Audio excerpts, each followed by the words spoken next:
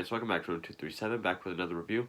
As I continue my kind of marathon of more extreme horror, more extreme films. But before I get to the review, let me know in the comments if this is a movie that you guys would like to see me talk about. Because this was a blind buy, never heard of it.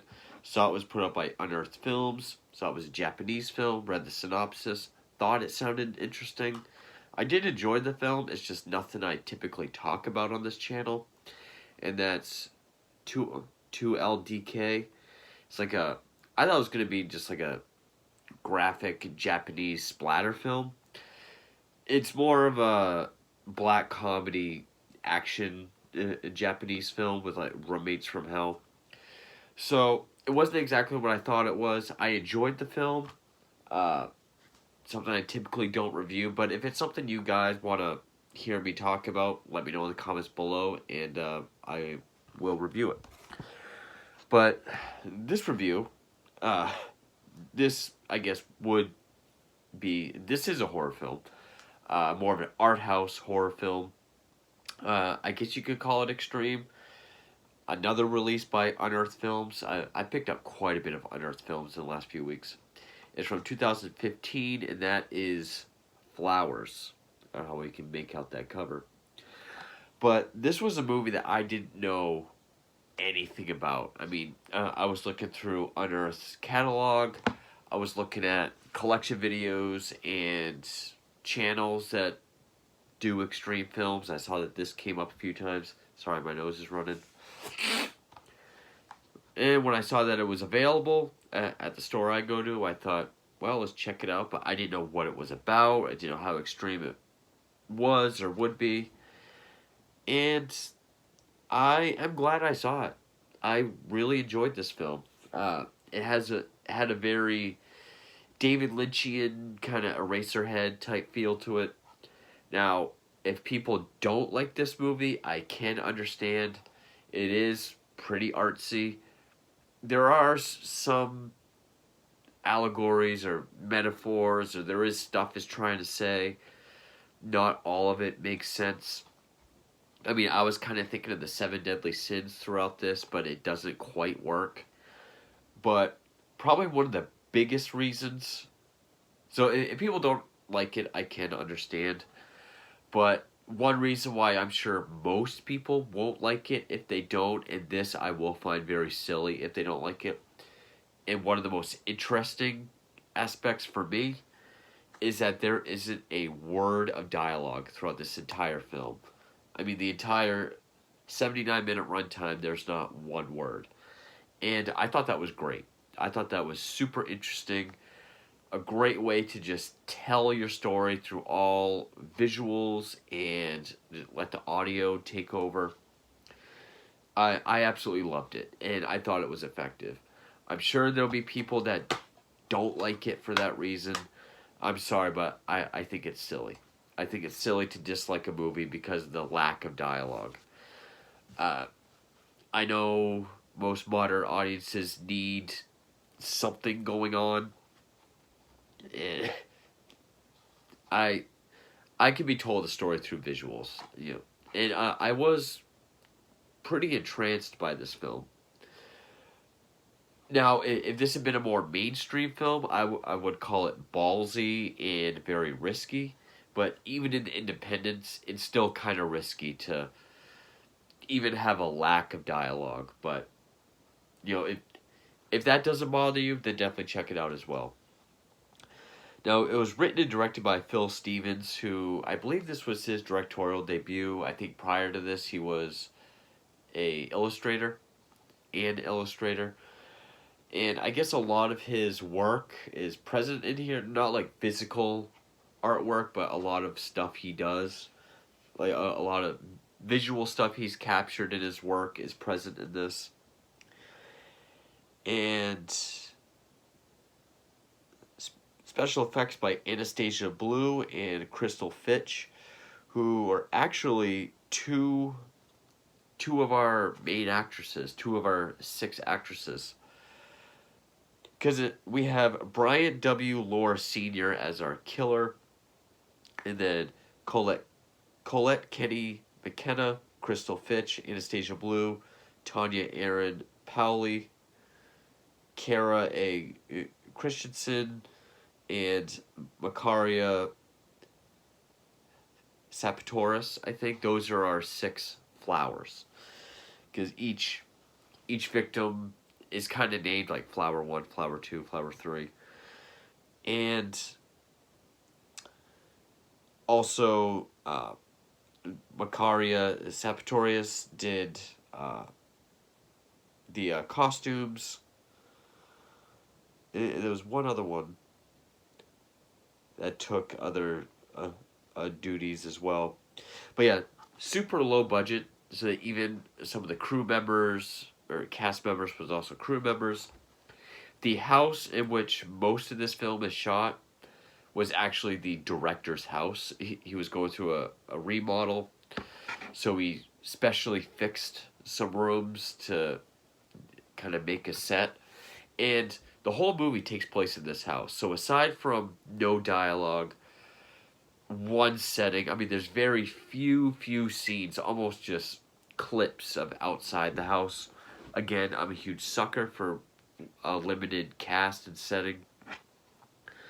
The special effects, I would say, are on par with like the stuff I've done recently. The American Guinea Pig films, I thought they looked very well done. It is a gross, grimy, slimy film, more so gore orientated. It is, the beginning of the film is in this crawl space, and it's just this mucky. You think about everything that slimes and oozes out of a decomposing body. Just that and soil everywhere. It's a very grimy, slimy movie. It does get progressively cleaner as it goes on. The only other extreme kind of material would be the hints of or implied necrophilia. So much so that when the killer, with poor guy, a micro member, walk in the room, you see him just kind of go up to this body that's disemboweled, kind of take a handful of wetness and get himself ready. That's really the most extreme part of it, other than the decomposing bodies and body parts everywhere. And there are parts with like taking body parts out or putting them back in, which I'll get to that. But that's about as extreme as it gets. But the story I did find very interesting. More so an execution than actual story. I mean, the premise is, it kind of plays out like an anthology where these 6 women who are already dead, these 6 dead women, they wake up in this totally dilapidated, gross, rundown murder house, which also the set design was very well done. Particularly the crawl space, the scene in the bathroom, the scenes within the walls. I mean, it's the kind of house you just feel dirty just looking at. It looks like a rundown house. But each one wakes up and they have to crawl through whatever room they're in, advance to another place, and there's hints and implications as to their past life, and they have to put their life and their death. They kind of have to put it together and or realize that they are dead in order to progress or pass on. It's basically purgatory. It's a movie that takes place in this sort of purgatorial plane within the house. The house of the mutual killer of all 6 of them. But the execution that made it more interesting and not as, I guess, repetitive as it could have been was it kind of shows it all one and done. I mean, a girl wakes up, she finds a way out of the crawl space, like up to the bathroom. So as it shows her crawling up, we cut to static, which it does in between each segment. And then when we come back, it's another actress crawling through the bathroom. and then we see what she does in the bathroom. She crawls through the hole behind the medicine cabinet. Static, cut to a different actress. So we're really seeing all six women kind of progress through this house, but at once, sort of this a different one at different stages, which I thought was very interesting. Um, some I think it's flower number two. Well, before that it does. All right, it's not on the cover. I thought it was. The first couple have this like black and white Polaroid that they will not let go of. I think flower number three loses it, and then we don't see it again. But a couple of them, when we see them, we actually get flashes of their death, or we get very uh, deliberate hints of who they were in their life. The the first three, I think, feel more like a woman trying to escape. It gets more abstract and obvious that these girls are dead already by the fourth girl. But yeah, the first three really do just feel like a woman waking up. You know, where the hell am I? And having to uh, escape, I guess. And the lack of dialogue really helps. That could either help or hurt an actress. Also, like I've read some reviews where people said that the acting was horrible because they don't look scared, they're not breathing heavy. But if it's this purgatorial state where they're just kind of waking up confused and I guess not really feeling anything because they're already dead, why would they be scared or anything? Because like the third girl has no emotion of anything. She was actually kind of frustrating because by this point I had forgot that they're all really dead because, like I said, the first three just play out like the abducted women that need to escape, and she takes so long, like looking at the door that the killer's banging on, the hole behind the medicine cabinet. It's like, go, go, but they don't ever run into the killer. He's and really towards like the last third of the film, he's not even present. Like you don't even hear him in the halls or other rooms. It's like he's not even around. But like the first two, they're crawling around the crawl space, and I mean this is the grossest part of the film, just because the decomposing bodies and just the slime and the muck. One even crawls up to this pipe and the toilet flushes and all this shit pours all over her. Up above her is like her disemboweled body being played with. Yeah, I guess that's the hint that she's dead already, but you know, she makes it to the hole to the bathroom, then it's girl three. There's this rotted body in the tub. That's where she drops the picture. Killer's trying to get in, but she crawls through a hole behind the medicine cabinet. Cut to girl four, who she just walks, you know, within the walls, comes to a different room where there's a hole she can look in, finds this obviously fake, like, chemistry class skeleton that every time it cuts back to her, the back to the skeleton is in a different position with the, it's got a needle in its arm. It shows us that there's, you know, track marks. But she makes it out of that. Cut to flower number five, who's a woman in this dining room. There's like a dead, rotted pig at the table. There's all this food. And she's like grabbing herself, and as it, like it just pigs out on all this food.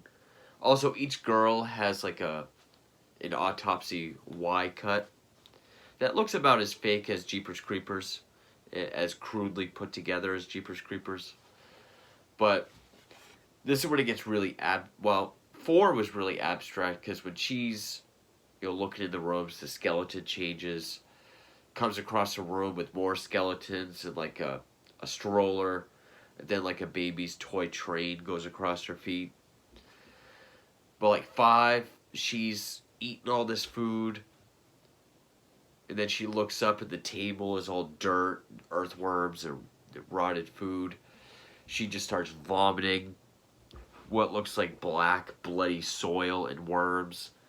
It looks at her cut, undoes it, and it's a cool shot where it looks like all her insides is like black, bloody soil and worms. It's a very visually interesting film. Then we come to 6, who is like in a powder room at a vanity table. She like does her makeup, puts on a white dress. She realizes her scars. And then she goes into the final room where all 6 flowers are. All clean, no scars. There's all these TVs on the table. And they all watch their death. Which, I mean, I guess is okay. We already got hints of it. But I guess the whole point is accepting your fate.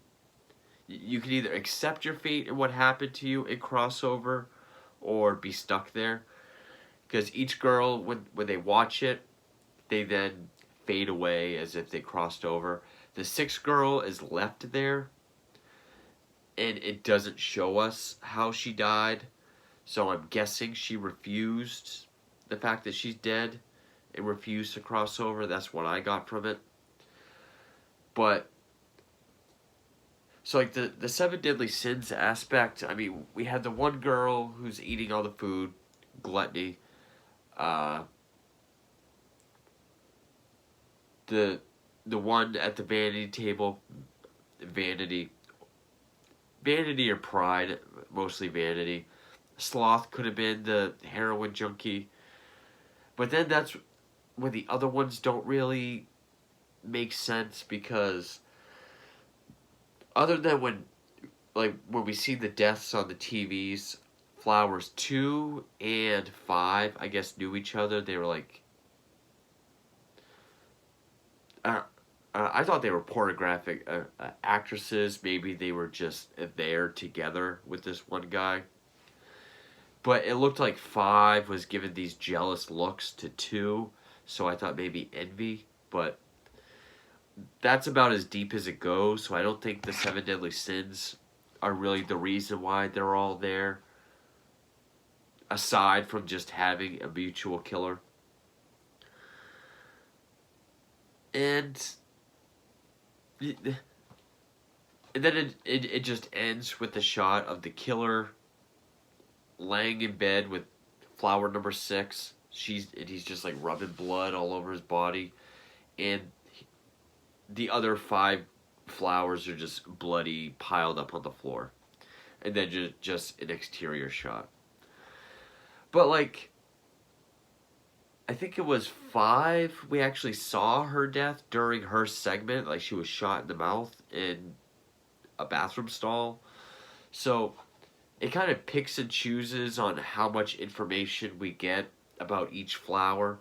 Some we don't get any, some it pretty much spells it out for us, which is okay.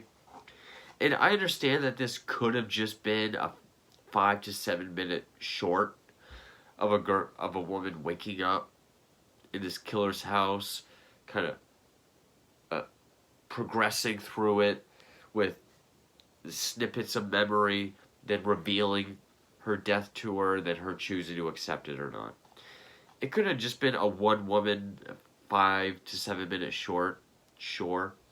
But I like the idea of each time there's a progression throughout the house, or even in the state of figuring out who she is, we cut to static, and then we continue the journey with a different flower. So it's kind of like telling one story, like 6 stories in one. I thought that was the most interesting. And it is very visually interesting. I mean, it has this very dream, nightmare-like surrealism to it. A lot like a music video as well. I love the look of the dilapidated house. It does, like I said, get cleaner and more put together. It never looks like a livable house, regardless. But going from just this vile, nasty crawl space to a semi decent looking powder room. Like the bathroom is completely destroyed and disgusting as well. The dining room is still beat up and trashed, but it gets structurally better and cleaner as it goes on.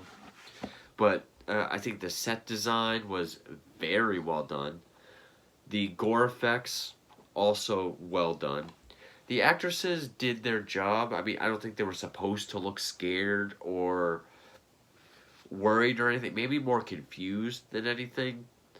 But I thought the actresses did fine. The the story or the idea might be something you might say is typical for like an art house film, even outside of horror. This purgatorial state, having to figure out your death and cross over. But the way it goes about it, I think, is more interesting than the idea itself. And absolutely love the idea. My favorite aspect is the fact that there's no dialogue. It just tells it through the visuals. I thought that was awesome. It does have this eerie music as well, where it's like this constant, like whoosh sound, like wind, or it's very ambient with its music that I thought was very effective. But yeah, I mean, if people find it boring, this is one that I can understand why. But I really enjoyed it. Not quite as extreme as I thought. I mean, when it showed Flower Number Two crawling through the crawl space with the rotted, you know, bodies and just the of elements of putrefaction everywhere, and her disemboweled body is being fucked, I guess, and he just takes the wetness to get himself ready. With a TV looking like rich guys watching him, I was wondering where that was going to go, but I was like, if this keeps up, this is going to be a fairly extreme movie, but that's pretty much the peak of the extremity. Beyond that, all the extreme parts are more abstract and surreal, like vomiting soil and earthworms and pulling yourself open to reveal just soil and worms. The well, Flower Number Six actually finds a thing of organs and starts putting them back inside her, but yeah, maybe just how some of the story was executed, like giving us snippets and then spelling it out for us at the end. I'm kind of mixed on that, but the execution of the plot I thought was clever and interesting.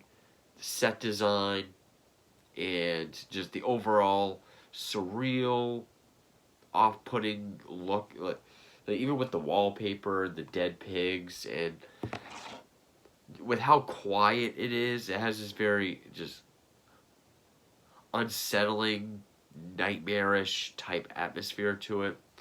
Love the no dialogue, and yeah, I'm glad I checked this out. Probably one of the better art house films that I've seen recently. Uh, Phil Stevens has also done movies like Lung and Lung 2. There is a sequel to this, Flowers '02 from 2017. I haven't seen that. Maybe I'll give that a look. Stevens did say that he was inspired by, I know Der Todesking, which I've reviewed, Maniac were inspirations to him. Man Bites Dog, he said was an inspiration as well. Day of the Dead, Man Bites Dog, Maniac, Der Todesking, Delamore, which I haven't seen. And apparently this was all funded through of Indiegogo or GoFundMe. So, I mean, that's cool.